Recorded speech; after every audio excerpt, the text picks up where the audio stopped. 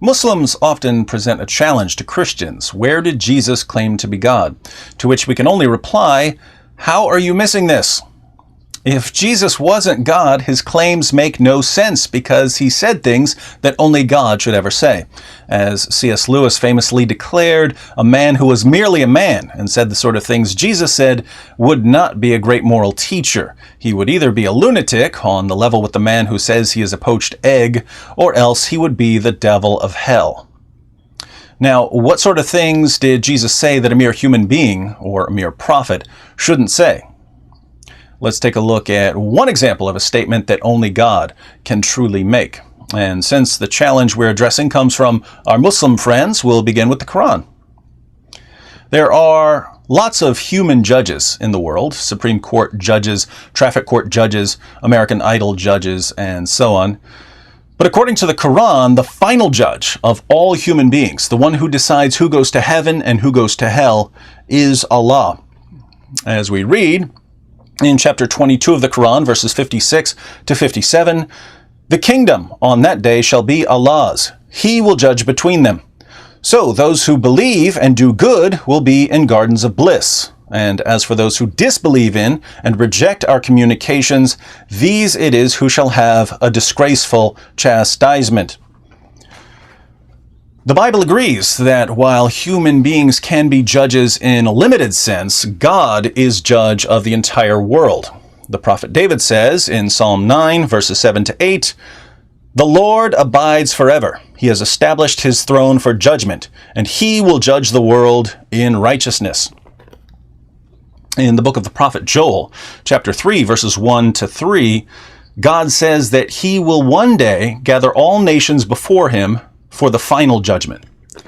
So God, according to both the Bible and the Quran, is the final judge of all people.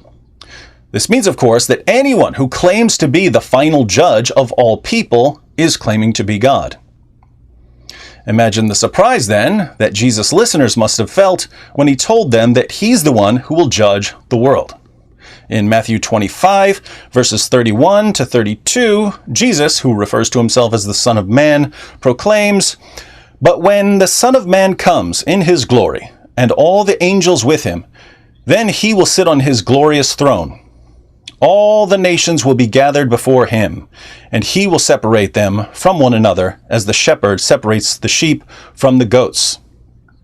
So Jesus is going to sit on the judgment throne and judge the world. He goes on to say in verse 34 that he will tell the people on his right, "Come, you who are blessed of my Father, inherit the kingdom prepared for you from the foundation of the world."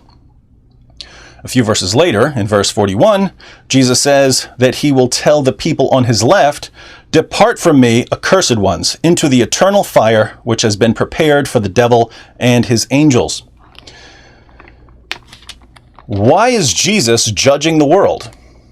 Well, he explains why in John chapter 5, verses 22 to 23, where he says, "For not even the Father judges anyone, but he has given all judgment to the Son, so that all will honor the Son, even as they honor the Father.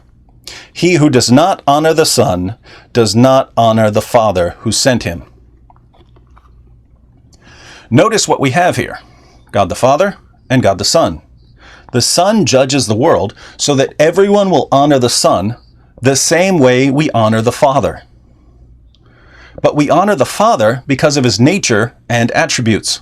The only reason we would ever honor someone the same way we honor the Father is if he had the same nature and attributes as the Father.